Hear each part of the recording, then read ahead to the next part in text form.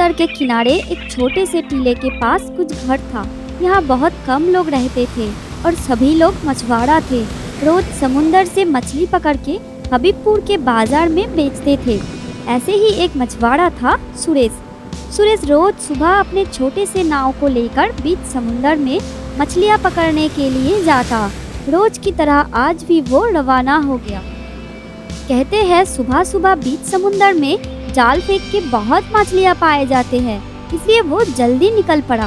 फिर सुरेश जाल फेंकना शुरू किया और जाल गोल होके धीरे धीरे समुंदर में चला गया और सुरेश रस्सी पकड़ के बैठा था। कुछ देर बाद वो रस्सी खींच के जाल ऊपर ले आने की बहुत कोशिश कर रहा था, क्योंकि आज जाल बहुत भारी हो गया था।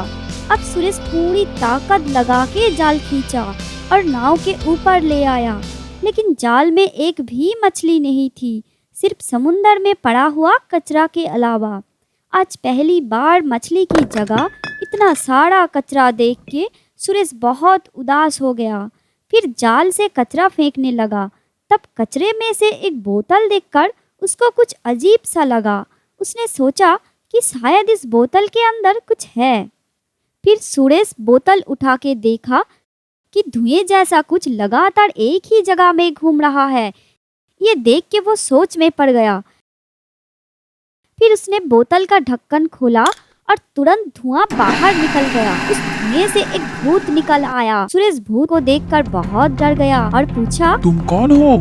मैं एक भूत हूँ। आज से 100 साल पहले एक जादूगर ने मुझे उस बोतल में बंद कर दिया था।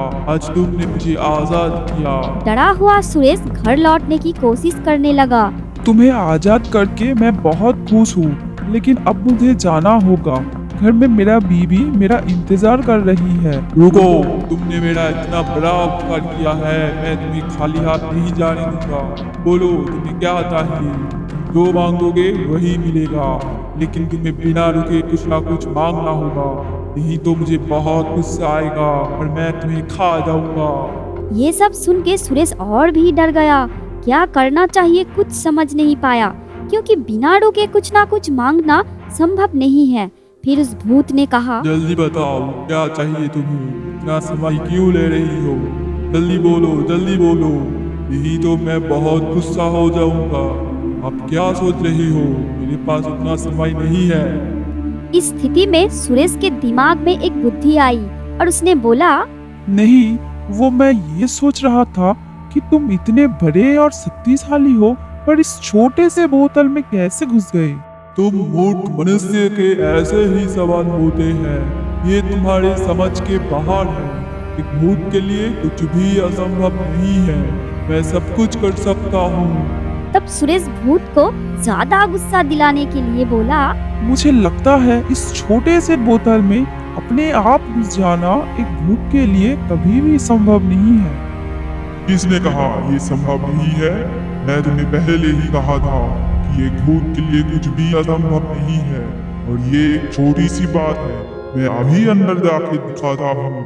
तुरंत सुरेश ने बोतल को ऊपर की तरफ पकड़ा और वो भूत उसके अंदर घुस गया। फिर सुरेश ने जल्दी से बोतल का ढक्कन लगाया और समुंदर में फेंक दिया, और वो बोतल समुंदर की गहराई में डूब गया। सुरेश अपने होशियारी से उस भयंकर भूत से बच गया और उस दिन के लिए मछलियाँ पकड़ना छोड़ के जल्दी से घर की तरफ रवाना हो गया। तो बच्चों, अगर हमारा वीडियो अच्छा लगा तो नीचे लाल सब्सक्राइब बटन को क्लिक करो और नोटिफिकेशन के लिए बेल आइकन को क्लिक करो और लाइक और शेयर करना ना भूलें।